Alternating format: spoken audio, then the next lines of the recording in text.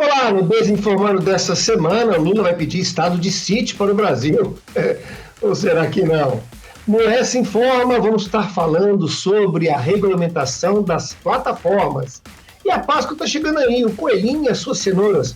Ou será que essa combinação não é tão certinha assim? Desinformando 113 já está na rede.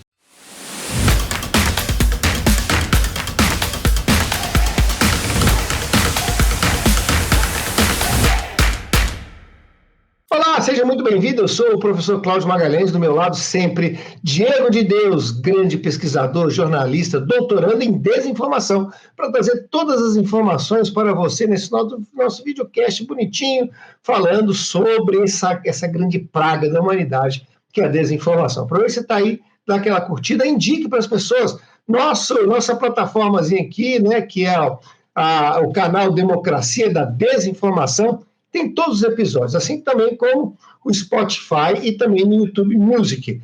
Dá para a gente escutar, são episódios curtinhos para vocês não ver esse aqui, mas também das semanas anteriores, para que você possa estar sabendo de tudo para nos ajudar contra a desinformação. Sem perder tempo, vamos para o nosso quadro A Ruim da Semana. Diego, quanto mais a eleição chega próximo, parece que você tem mais coisas esdrúxulas. Então quer dizer que agora o Lula resolveu ser também um ditador e vai estabelecer o estado de sítio no Brasil. Como é que é isso? Pois é, professor, uma ótima semana para você e para todos que nos acompanham. Ainda bem que não é bem assim, né? Essa informação que circulou muito nas redes sociais, principalmente no Facebook e no Instagram durante a última semana, e que foi verificada aí por várias com o objetivo de fazer esse tipo de alegação. O que nós tivemos, na realidade, professor, foi um vídeo de um rapaz fazendo justamente essas alegações de que o Lula poderia pedir o cancelamento das eleições desse ano e se manter no poder durante o tempo que fosse necessário, portanto, caracterizando o que é chamado, né, de estado de sítio.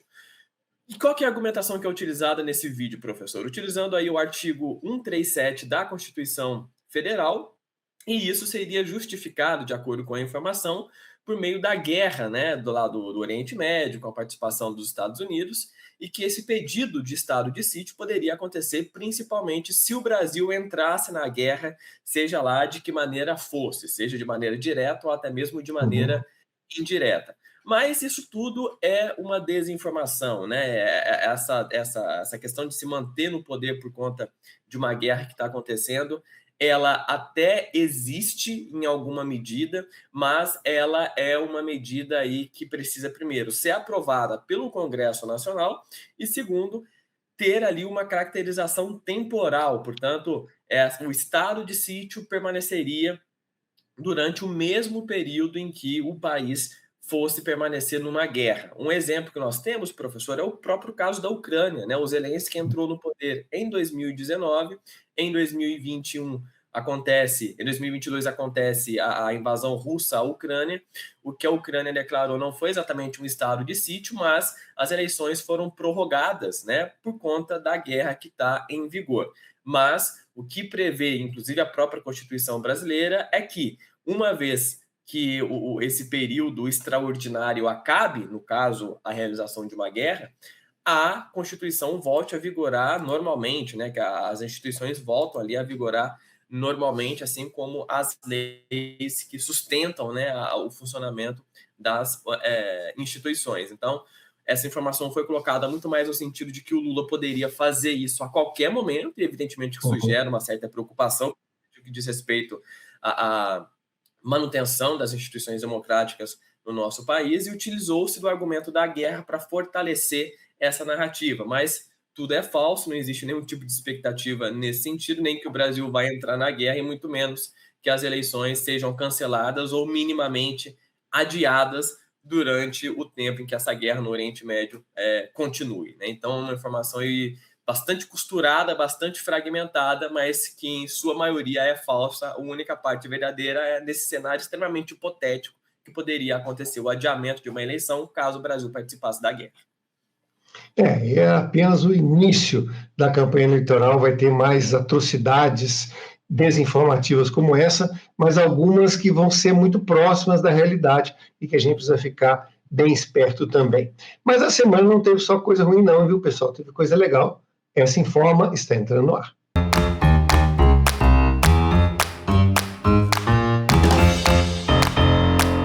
Então, pessoal, esse nosso quadro, como você sabe, é trazer a ciência para a gente discutir a desinformação. A gente está sempre trazendo aqui essa área de estudo que já está para todos os lados, ainda bem, né? Se isso é um problema da humanidade, tem que estudar sobre isso. O próprio Diego é um grande, talvez, um dos maiores especialistas no Brasil em relação à desinformação, para que a gente possa estar esperto junto com quem realmente tem credibilidade, ou pelo menos estuda sobre isso, que é a universidade, os centros de estudo.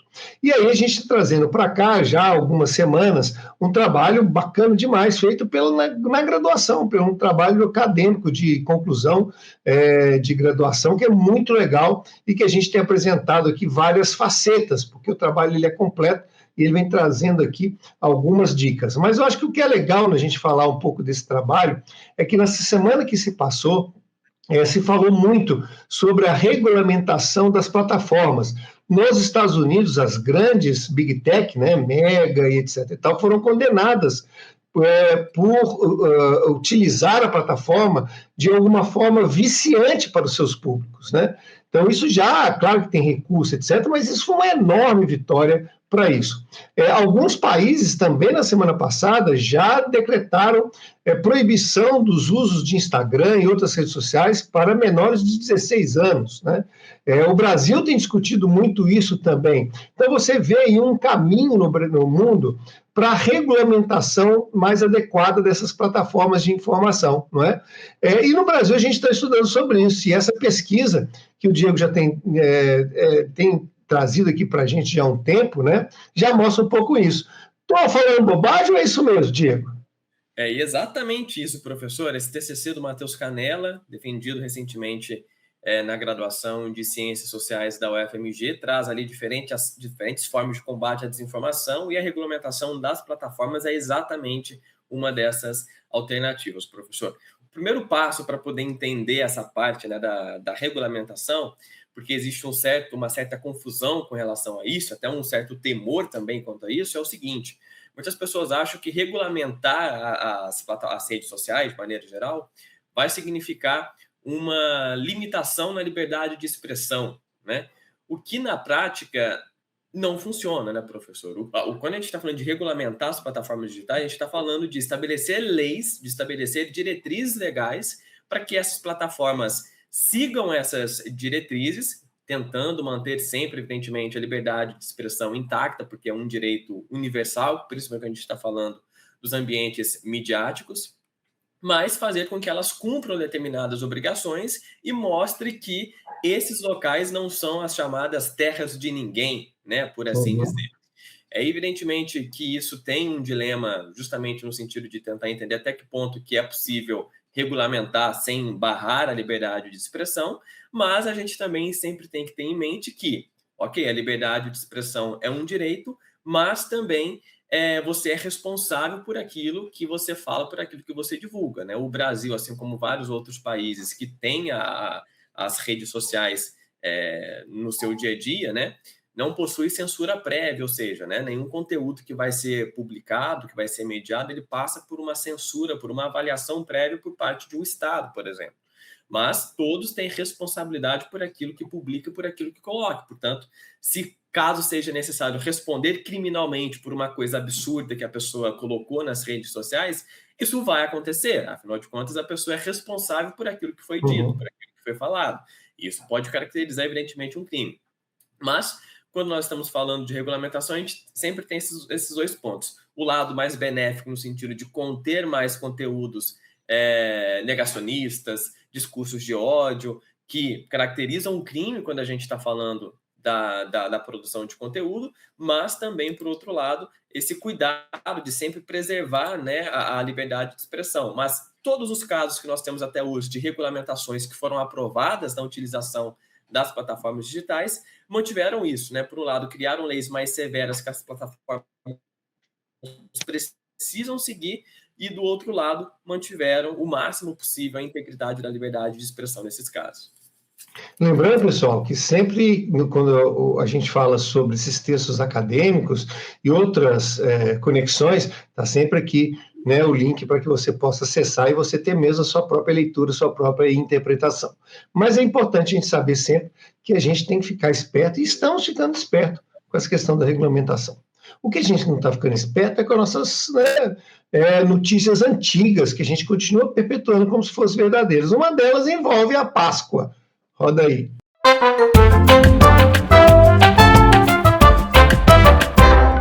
Pois é, pessoal, chega a Páscoa, a gente tem como os grandes símbolos os nossos coelhinhos, né? E aí o coelhinho vem sempre acompanhado de uma cenoura. Diego, mais uma vez você parte meu coração. Quer dizer que os coelhinho e cenoura não é exatamente uma boa combinação? Nem um pouco, professor, pelo seguinte, existe, né, essa tradição de que as crianças devam colocar ali cenouras para que os coelhinhos da Páscoa venham e trocam a cenoura pelos ovos da Páscoa, né, os ovos de chocolate ali para as crianças, e isso meio que ficou impregnado no imaginário coletivo de que o coelho não somente come só cenoura, como a cenoura seria o melhor alimento possível para os coelhos. E que ele gosta de cenoura, né? E ele gosta de cenoura, né? Então, só colocar aqui uma combinação coelho-cenoura, já vai aparecer várias fotos nesse sentido.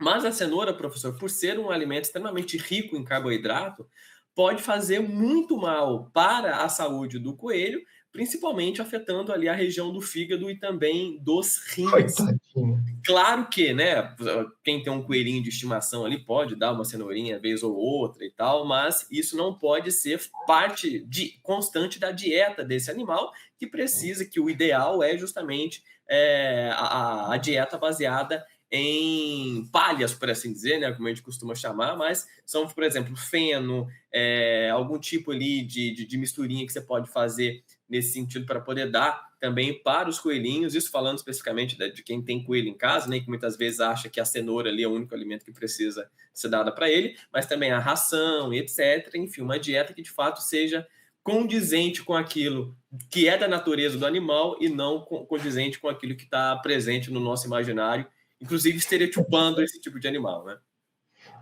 Nosso imaginário, ele vem de longo tempo. Vamos lembrar, pessoal, a gente traz esse quadro aqui para mostrar que a ideia de fake news e desinformação, ela é inerente do ser humano, né? Para as coisas ruins e para as coisas boas também, né? O fato da gente, muitas vezes, fantasiar sobre determinadas coisas nos ajuda em alguns aspectos. O que nós temos que pensar é naquela parte que não nos ajuda, né? E uma delas é isso, talvez a gente, usando esse imaginário do coelhinho com a cenoura, a gente faça mais mal do que bem. E a gente tem outras coisas. Quer ver mais fake news? Vê nos quadros anteriores, tem muita coisa legal também. Mas agora, vamos para o nosso próximo quadro.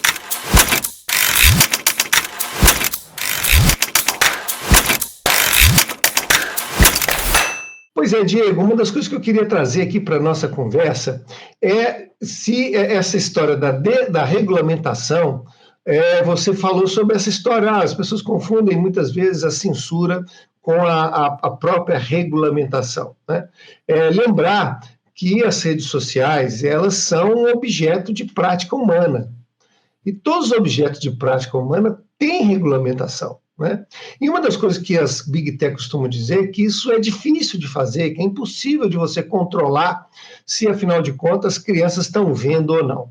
Gente, a minha opinião, e imagino que a do Diego também, que isso é uma conversa fiada, porque, afinal de contas, hoje que a gente de vez em quando trabalha com a inteligência artificial, a gente percebe qual é a sofisticação que essa tecnologia hoje tem para saber quem fala, como fala, da onde fala, quem são essas pessoas, né? Ele tem todos esses dados, mesmo porque são esses dados que eles ajudam a vender o seu produto para outras plataformas, para que possam ter lá as informações. Afinal de contas, hoje a coisa mais cara e mais para as empresas são a informação, os dados sobre os clientes, sobre as pessoas que estão acessando as redes. Então, eles sabem, sim, quem está ali do lado, provavelmente tem uma grande potencialidade de saber qual é a idade, né, quem são essas pessoas. Então, sim, há mecanismos de proibição, há mecanismos de que você possa proibir jovens e crianças de estar tendo acesso. Você pode ter mecanismo para poder fazer com que você tenha limitação de tipo de conteúdos, né, pornográficos e outros mais. Então, há maneiras tecnológicas para poder fazer essa limitação. É dessa regulamentação que a gente está falando, Diego? Exatamente, professor, você bem disse no início, né? Redes sociais fazem parte da nossa prática social, realmente, né? E não é uma prática de hoje, né? Rede social, muitas vezes, a gente tem na nossa cabeça que é algo digital. E não, rede social é todo aquele tipo de rede de contato que você tem no seu dia a dia, inclusive nos ambientes offline, né? Então, as interações sociais sempre aconteceram ao longo da humanidade e sempre existiram leis que regulamentaram essas práticas, inclusive nos ambientes offline, né? Essa falácia... E quando a gente fala de uma escola, por exemplo, a escola é o melhor exemplo que a gente tem de redes sociais. Você junta ali os jovens com um objetivo, com alguém que coordena, para poder passar informação, né? E nós temos amplíssimas políticas públicas e regulamentação. O que pode ser ensinado, o que não pode ser ensinado, quem pode participar, quem que não pode. Então, não há muita distinção, né, dessa rede social por ser digital, é isso?